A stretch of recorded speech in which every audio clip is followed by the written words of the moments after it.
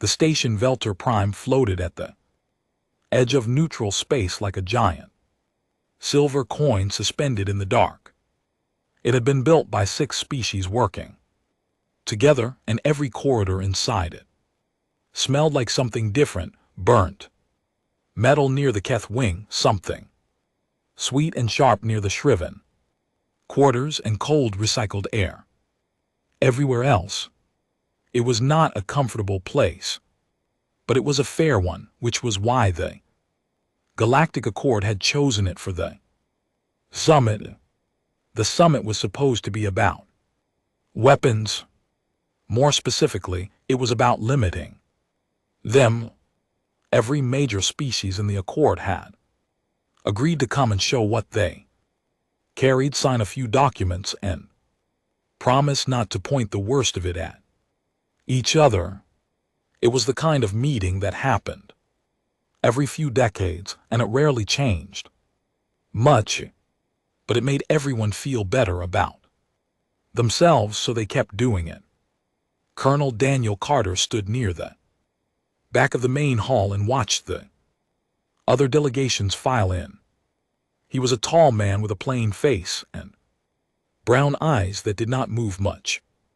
He had short dark hair going gray at the sides and a uniform that fit him exactly right without being showy about it. He had been in the Earth military for over 20 years, and he had the kind of stillness that only came from spending a long time in situations where moving fast could get you killed. Next to him stood Ambassador Laura Bennett. She was sharp-faced and calm, with pale hair pulled back neatly. She carried a small data pad and almost never looked at it because she had already read everything on it twice before leaving the shuttle. She had been Earth's senior diplomatic voice in Accord spaces for 6 years, and she was very good at listening to things people said without letting her face react. The hall filled slowly. The Shriven delegation came in first. Tall, thin beings with long necks and pale skin that shimmered faintly under the lights. They moved like they owned whatever room they walked into. Behind them came the Keth, who were broad and heavy, with thick plates of natural armor across their shoulders and chests. They walked in pairs and spoke quietly to each other without looking at anyone else. The Voruth came last, smaller than the others, quick-eyed, always watching. High Consul Aaron Voss led the Shriven group. She was older than most of her delegation and wore a layered robe that shifted color when she moved. She had a long, thin face and eyes that were slightly too large, giving her a permanent look of mild surprise. She was not surprised by anything. She simply looked that way. Droff commanded the Kaith representation. He was one of the biggest Kaith Daniel had ever seen, with a scar running from his jaw down below his collar. He had fought in 3 border conflicts and made sure everyone in the room knew it within the first 10 minutes of arriving. The demonstrations began after the opening ceremony, which was long and involved several speeches no one fully listened to. Each species was given time to show what their military carried. The Shriven went first. Their soldiers brought out plasma rifles that glowed a soft blue and fired beams that cut through demonstration targets with a clean hiss. The weapons were elegant, quiet. They left no mess, and the aliens, watching them, nodded with approval. The Kaith went next. Their weapons were bigger and louder, built for force rather than precision.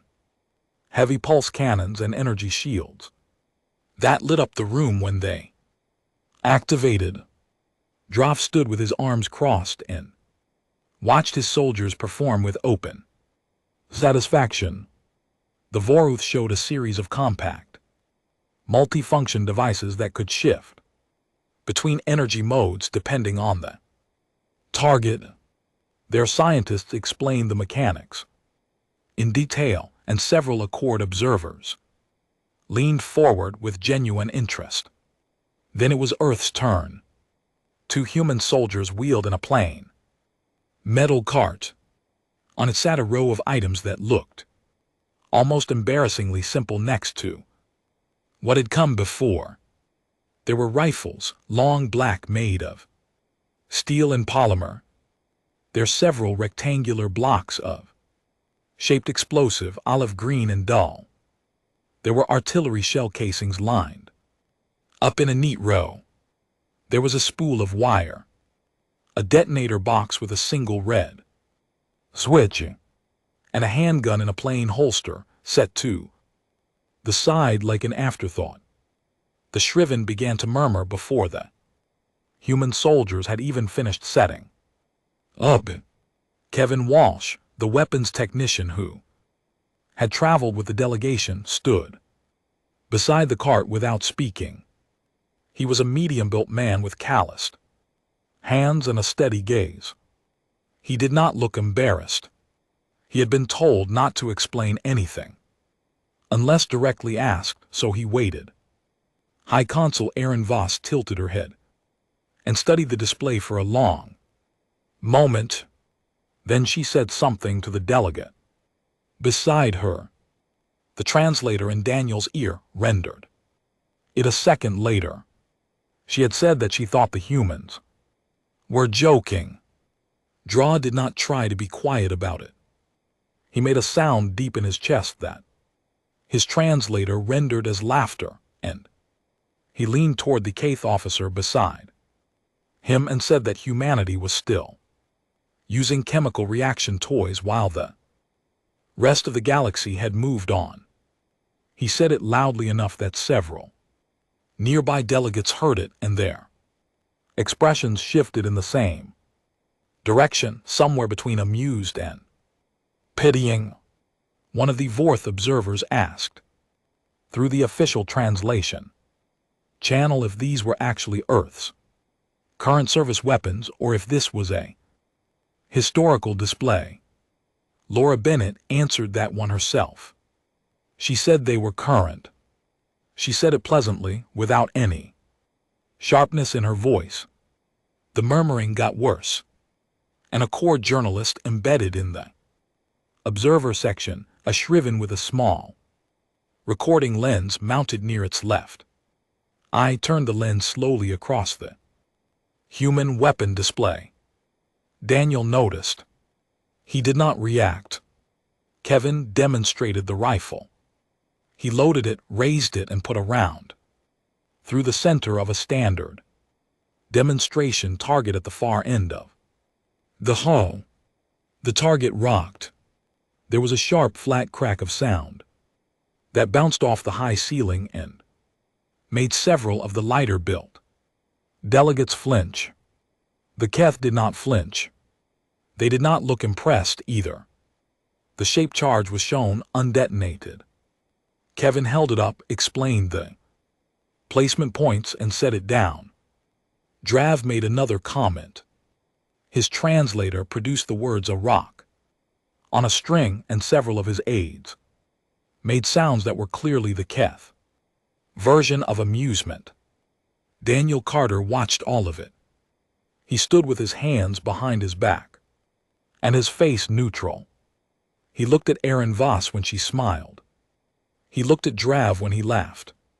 He looked at the Voreth observer who had asked whether the weapons were a historical display.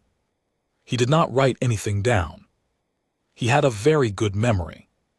When the demonstration ended and the cart was wheeled back out the hall, moved on quickly to the next item on the agenda. The human display was already being treated as something to skip past. A small awkwardness, a curiosity. Several delegates were already looking at their data pads. Laura stepped close to Daniel as the next speaker took the floor. She spoke quietly without turning her head. She said that went about as expected. Daniel said yes. She asked if he was going to request the follow-up slot. He said he already had. He had submitted the request 3 minutes ago from his pad while standing at the back of the room. He said they had been granted a second demonstration window before the summit closed. Laura nodded once and looked back at the speaker. Daniel looked at the empty space where the cart had been. He thought about the faces he had seen laughing. He thought about the journalist with the recording lens. He thought about Drav's translator rendering the words chemical reaction. Toys in a flat, bored voice. He thought about patience. He had spent 23 years learning that a person who laughed at something they did not understand had just handed you the most useful thing in the world. He put it away quietly and waited for the summit to continue. The clip spread vast. It was the kind of thing that moved through a cord networks the way fire moves through dry grass quietly at first, then everywhere at once before anyone thought to stop it. The shriven journalist who had been in the observation hall uploaded the footage within an hour of the demonstration ending. It was not a long clip. 40 seconds. It showed the human cart being wheeled out, Kevin Walsh standing beside it, and then the hall full of alien delegates reacting. The camera had caught High Consul Arun Voss mid-smile. It had caught Drav leaning toward his aide. It had caught the Voreth observer asking through the official channel if the display was a history exhibit. The clip did not show Daniel Carter's face. He had been standing at the wrong angle, or the right one, depending on how you looked at it. By the time the summit moved into its second day of sessions, the footage had been viewed across 17 Accord member networks. Shriven commentary channels ran it with a graphic that read Earth's finest. Keth military forums shared it without commentary, which was somehow worse. The Voreth networks mostly discussed it as a question of biology, whether humans simply lacked the brain capacity to develop energy-based weapons, or whether they understood the technology and chose not to use it, which they concluded was even more confusing. On Earth, people woke up to it.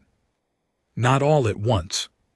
First it was the defense channels, then the general news feeds, then the personal networks where ordinary people said ordinary things about extraordinary situations. Most of the reaction was not angry.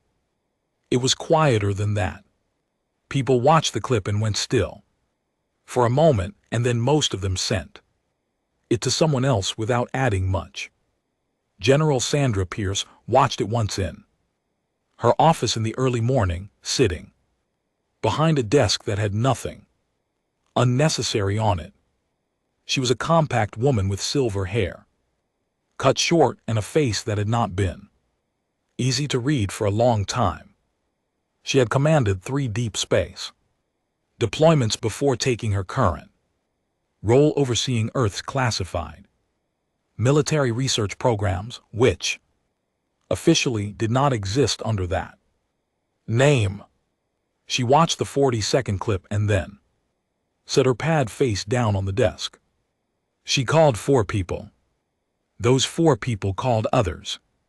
Within 2 hours, a closed meeting had been scheduled in a room that was not on any building directory.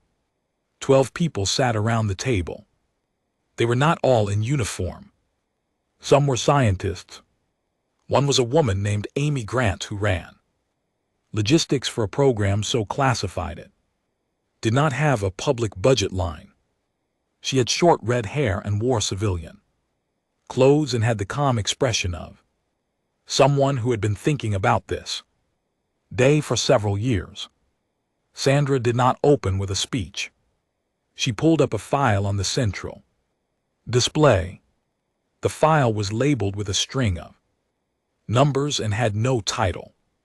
She let everyone look at it for a moment. The summary page, the category headers, the classification tier at the top that was above what most people in the room had seen before, and then she said one sentence. She said, "Open it."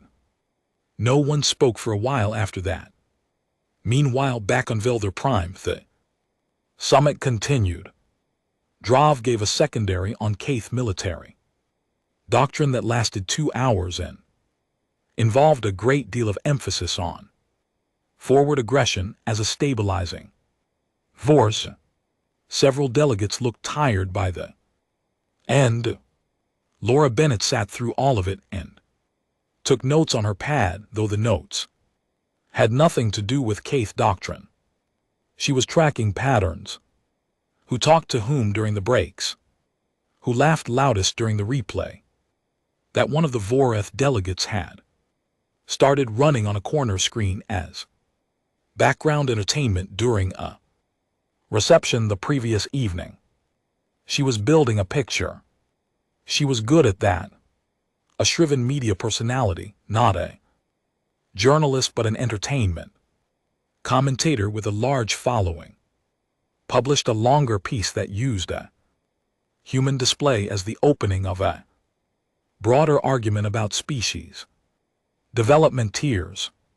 The piece suggested that some civilizations joined the accord before they were truly ready, and that this created awkward situations for everyone. It was widely shared. It was written with the kind of politeness that made it worse than something openly rude. Drav gave a short public statement the following morning. He said on record and through official channels that Earth forces would not survive 3 days in a conventional engagement against any top-tier accord. Military. He said this not as a threat, but as an assessment. He said humanity's attachment to projectile-based weapons was a cultural curiosity that the accord should document before it inevitably disappeared. Laura received the transcript of Drav's statement via her pad during a hallway break. She read it twice. She forwarded it to Daniel with a single short note attached. The note said, "That one goes in the file." Daniel was in the human delegation's private room when he read it.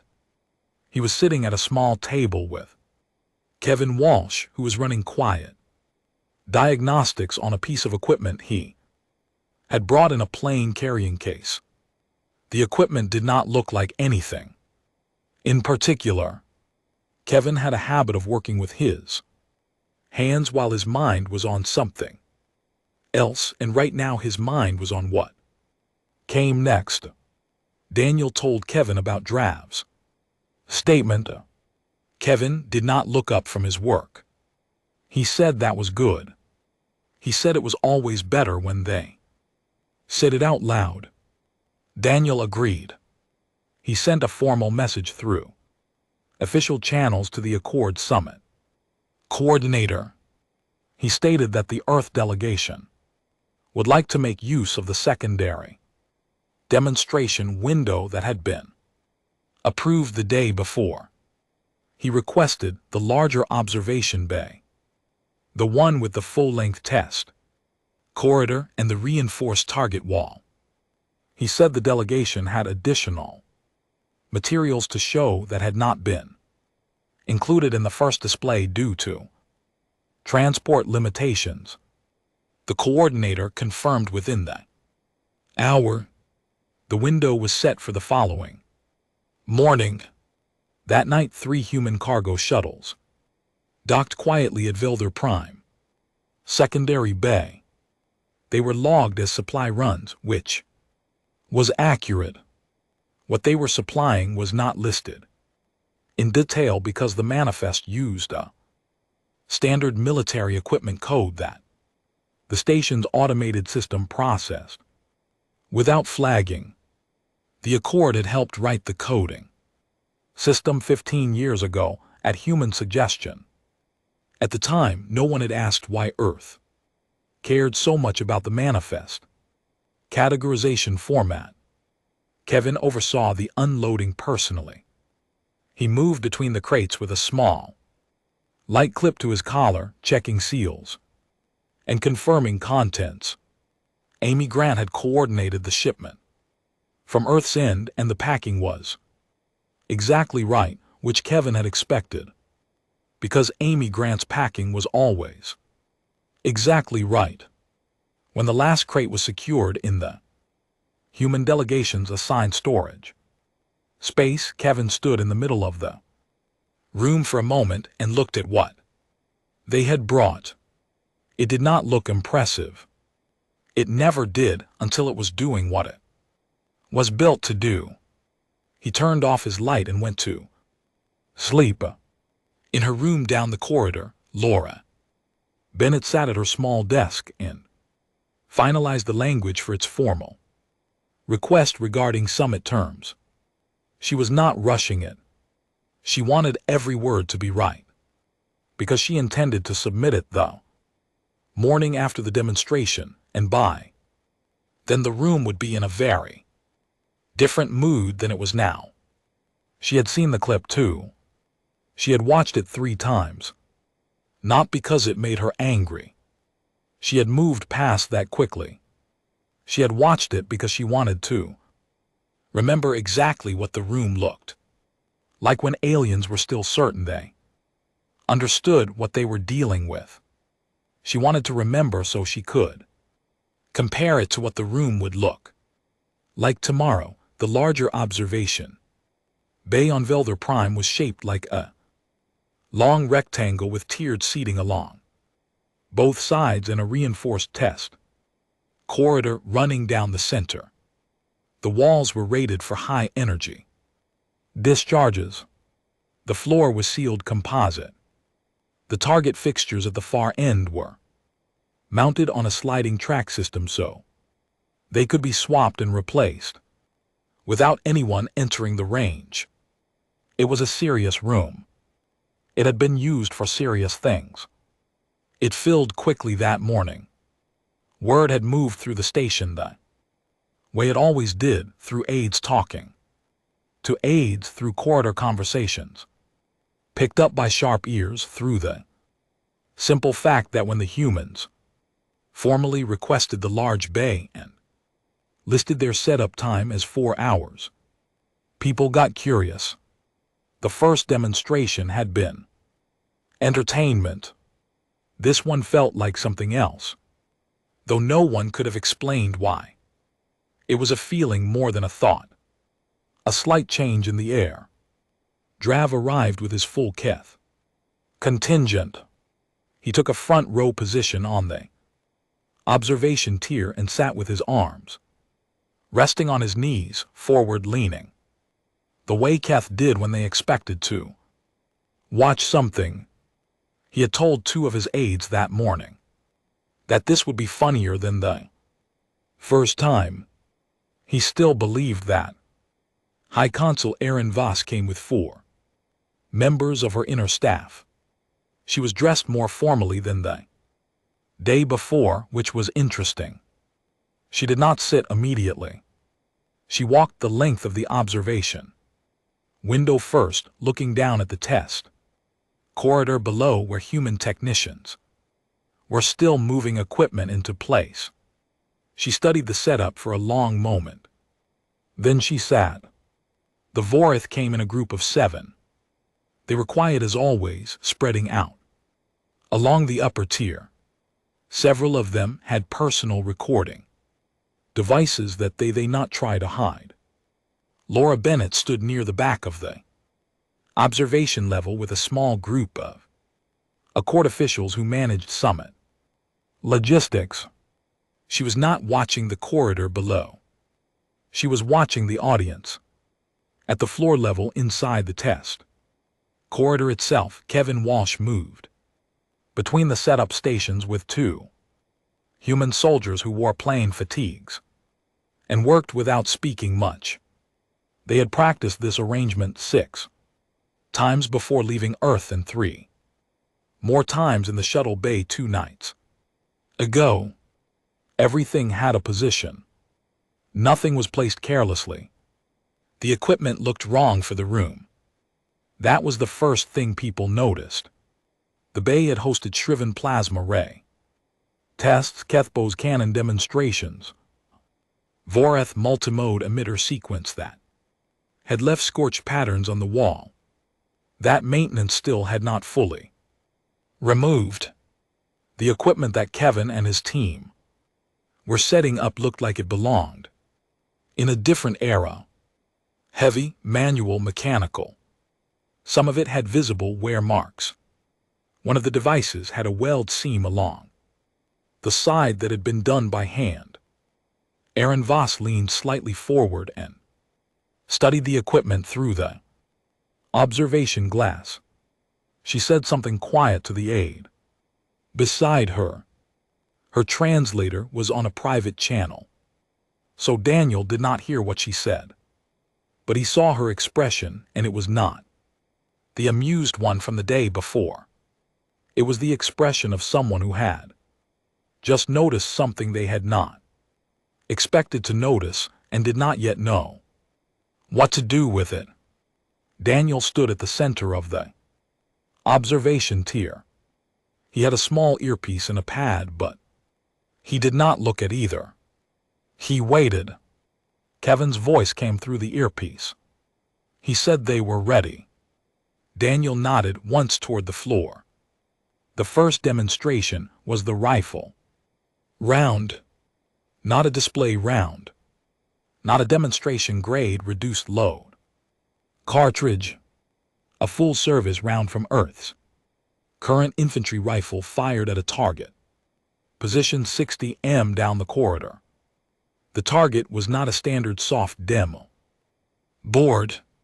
It was an Accord-rated hull panel, the kind used in actual starship construction, rated to withstand sustained mid-tier plasma fire.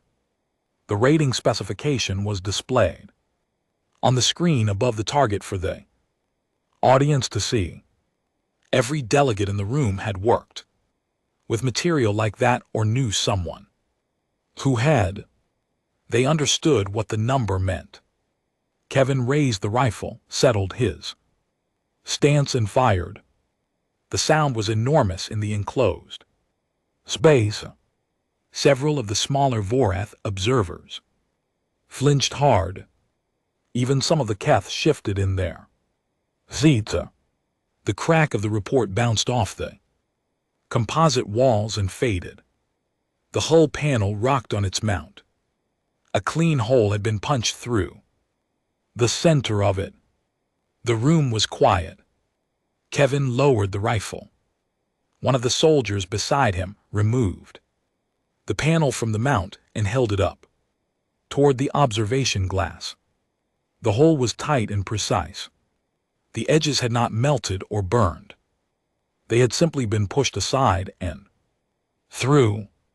The round had entered and exited in a straight line at a velocity that the Accord's own sensor readout displayed on the side screen had struggled to track before it connected.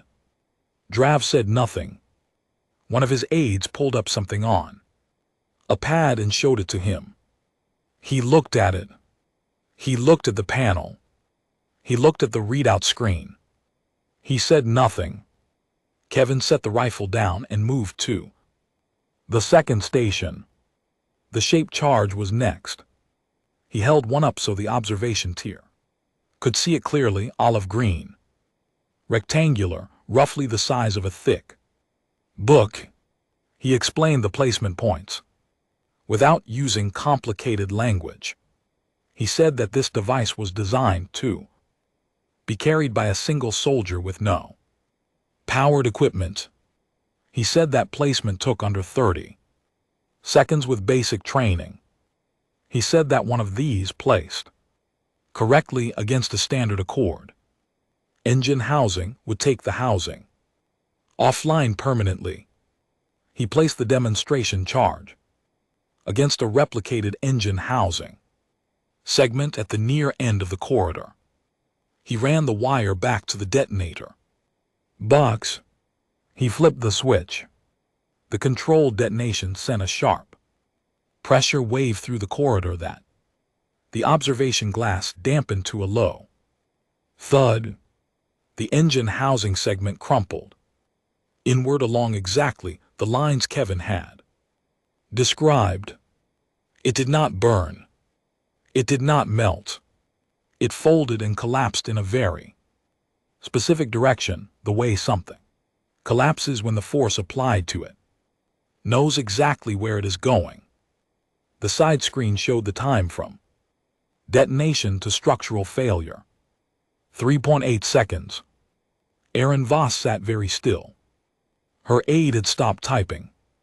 The recording lens that had been pointed at the display was still running, but the shriven journalist holding it had lowered it slightly without seeming to notice.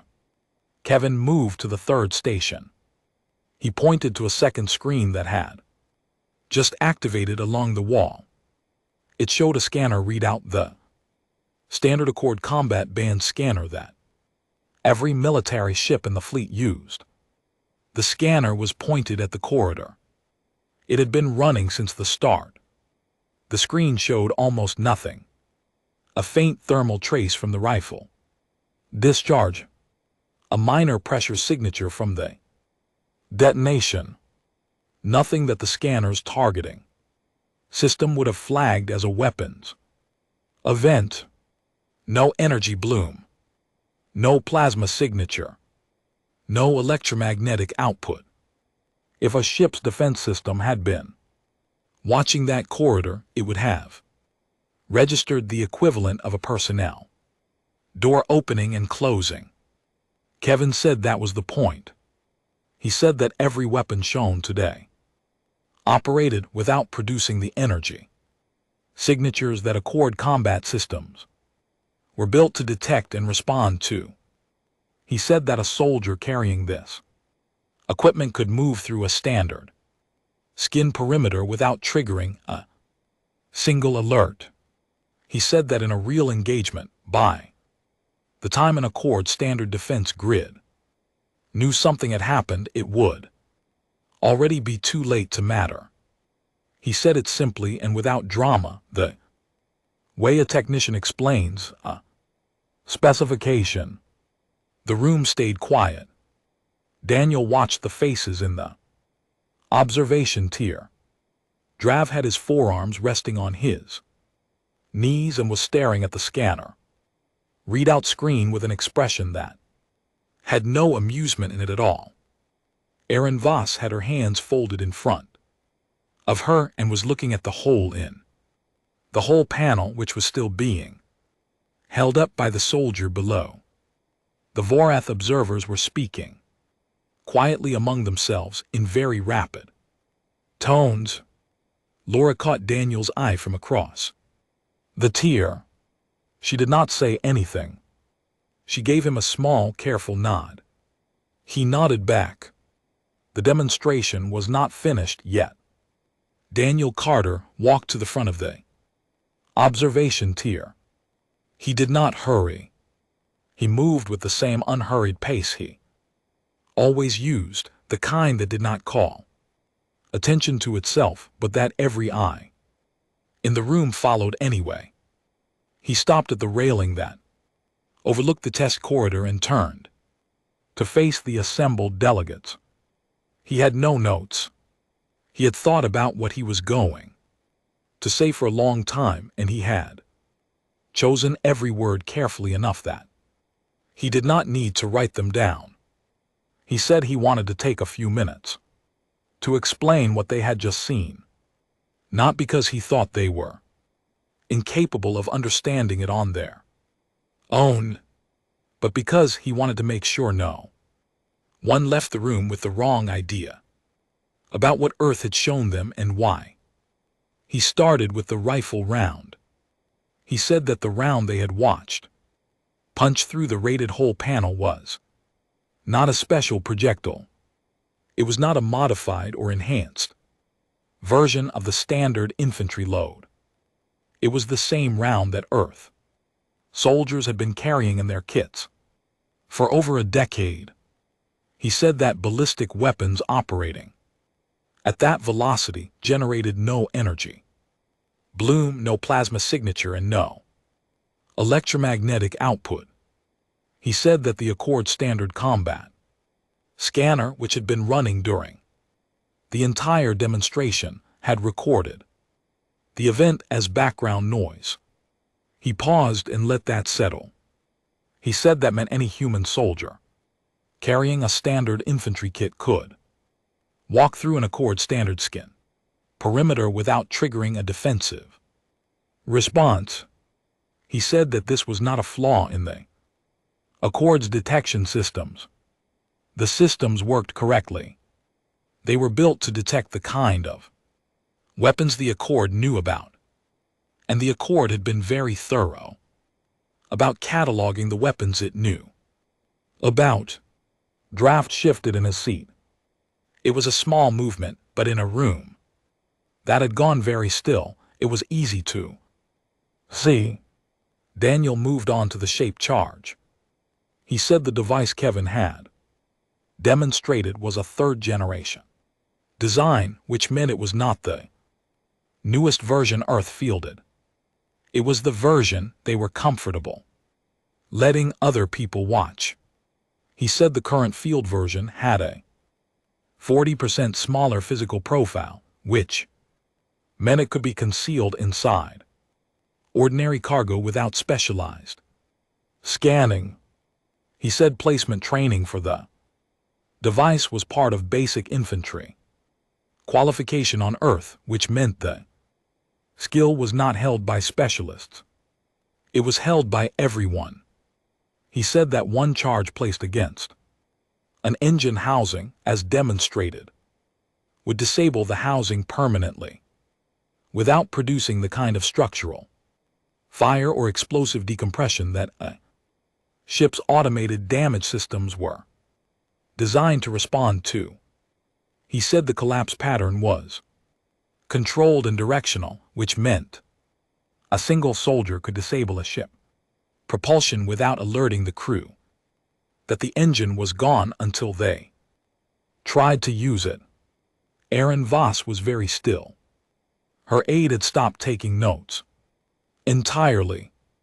Then Daniel said that the demonstration was not finished. He touched the earpiece briefly. On the screen at the far end of the observation tier, a new image appeared. It was a transmission feed. The image showed a woman sitting at a plain desk in a plain room. Silver hair cut short. An expression that had not been easy to read for a long time.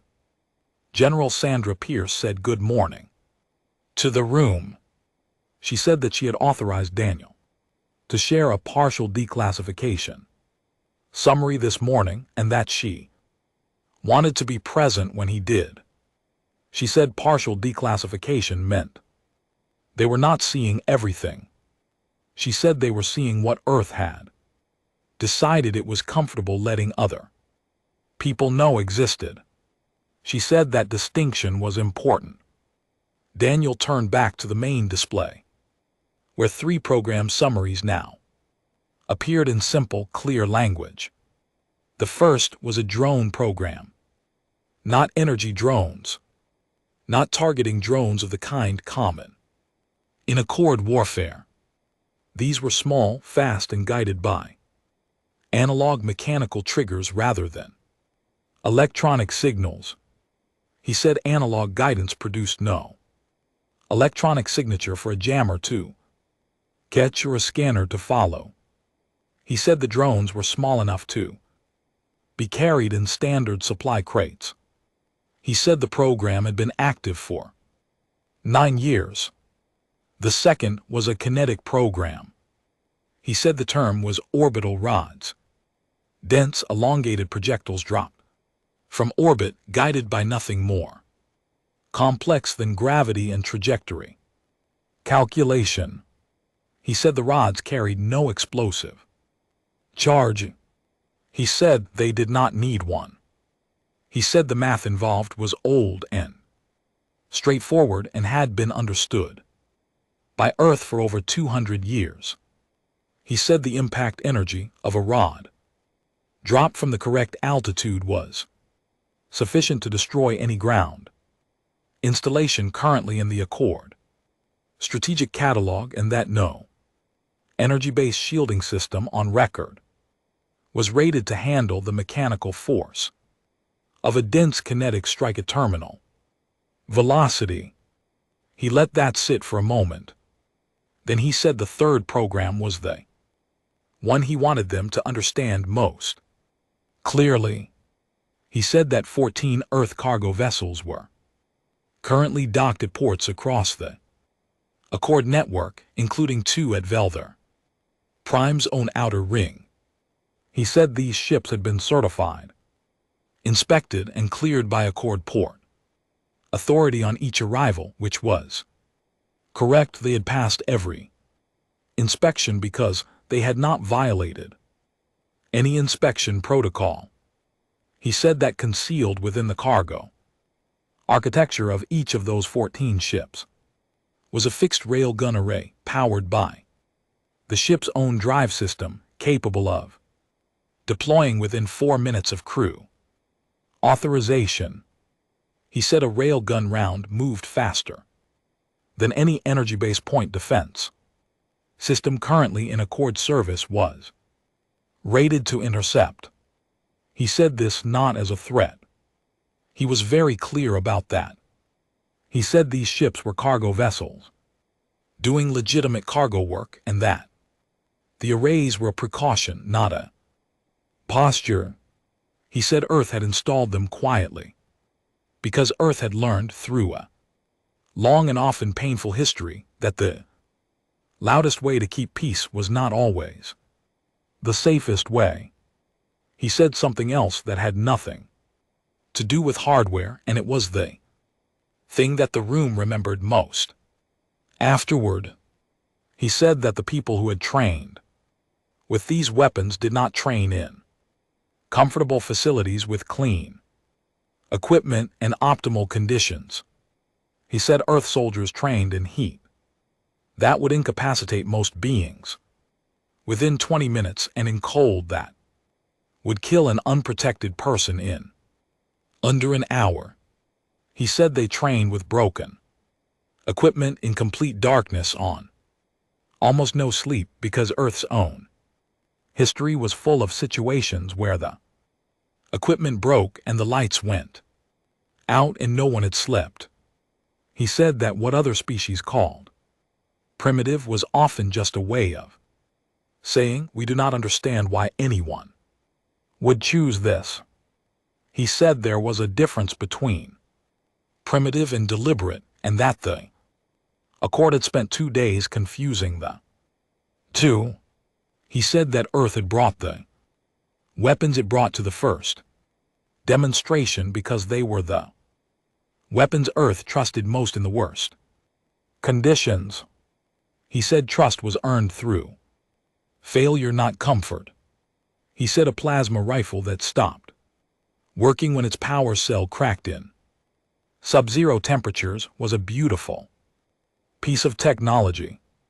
He said a steel rifle that still fired after being dropped in mud, frozen overnight, and picked up the next morning was something else.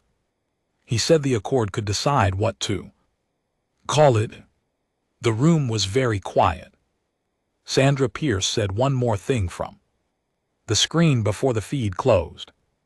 She said that Earth had no interest in conflict. She said that had been true for a long time and would continue to be true.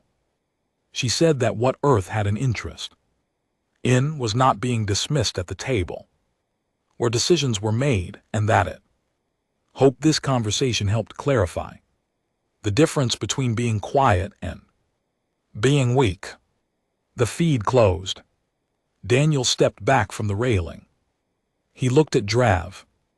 Drav was looking at the scanner readout screen, which was still showing the near-zero signature data from the demonstration.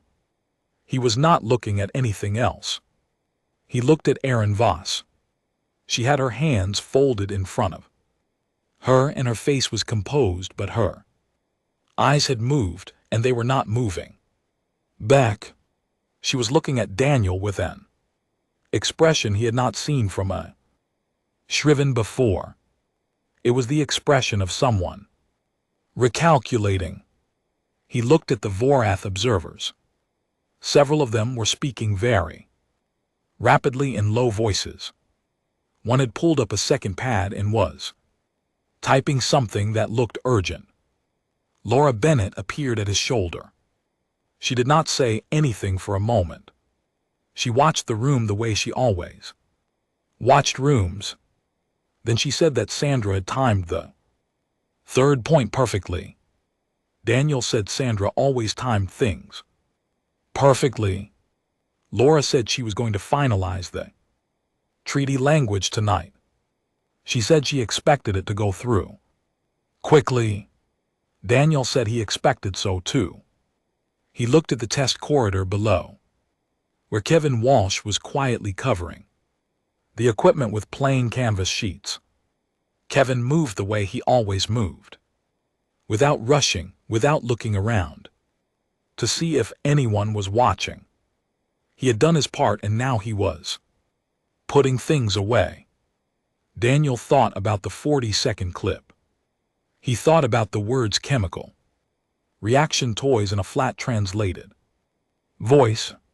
He thought about the journalists recording lens dropping a few degrees when the scanner showed nothing. He thought about what Sandra had said in the closed meeting. She had said that the real question was not whether Earth could fight. The real question was whether Earth had managed for long enough to make everyone else forget to ask. He thought they had managed it very well. The summit did not end with ceremony. There was no closing banquet, no formal group portrait in the main hall, no extended farewell speeches from delegation heads. The Shriven filed out of the observation bay first quietly in a way that felt very different from how they had filed in. The Keth left without grouping together first, which was unusual. They almost always moved in close formation, a habit from their military culture. That morning they went in ones and twos, which meant the conversation between them had gone somewhere private and internal. Drav was the last Keth to leave the observation bay. He paused at the door and looked back at the test corridor below for a moment. The canvas sheets were still over the equipment.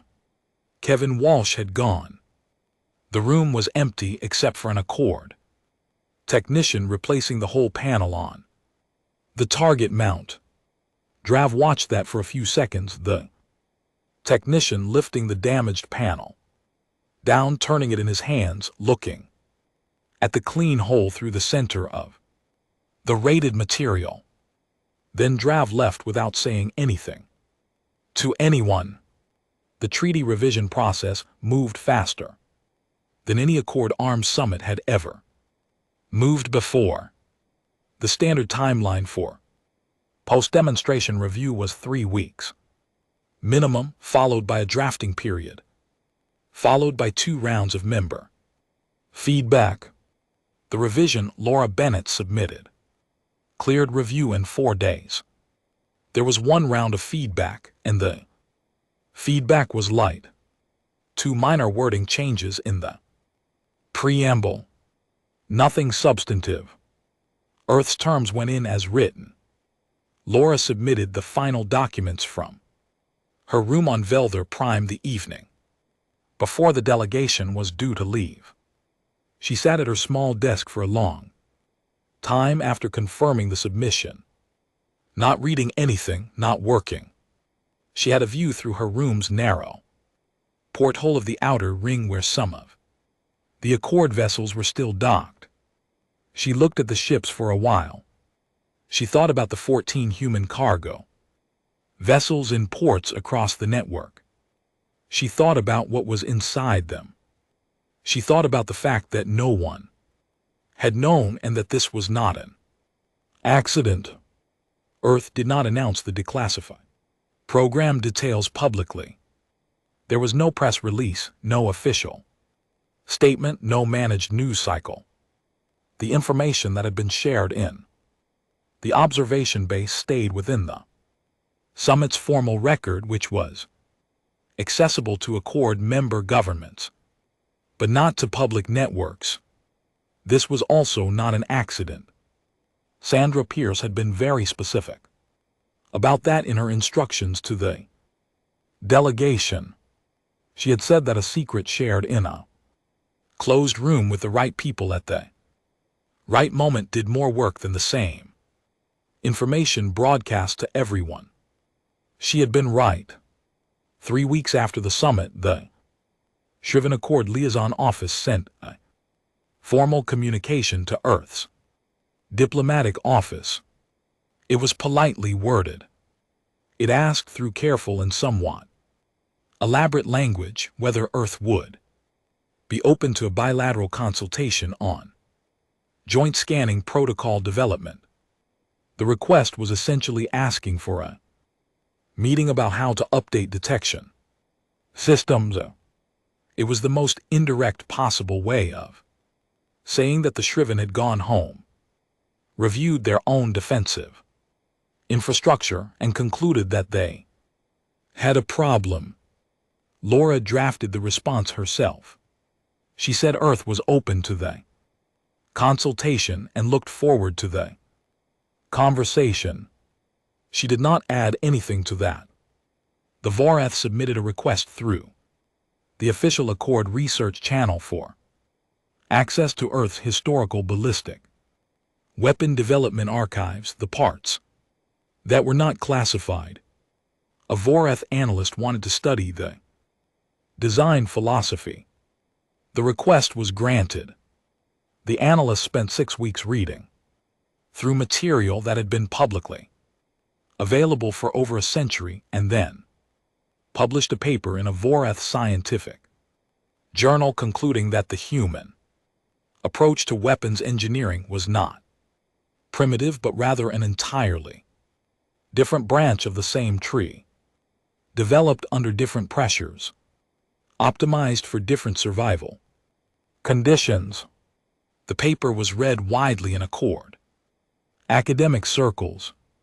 It was not widely read on Earth, where most people had already known this and had not felt the need to write it down.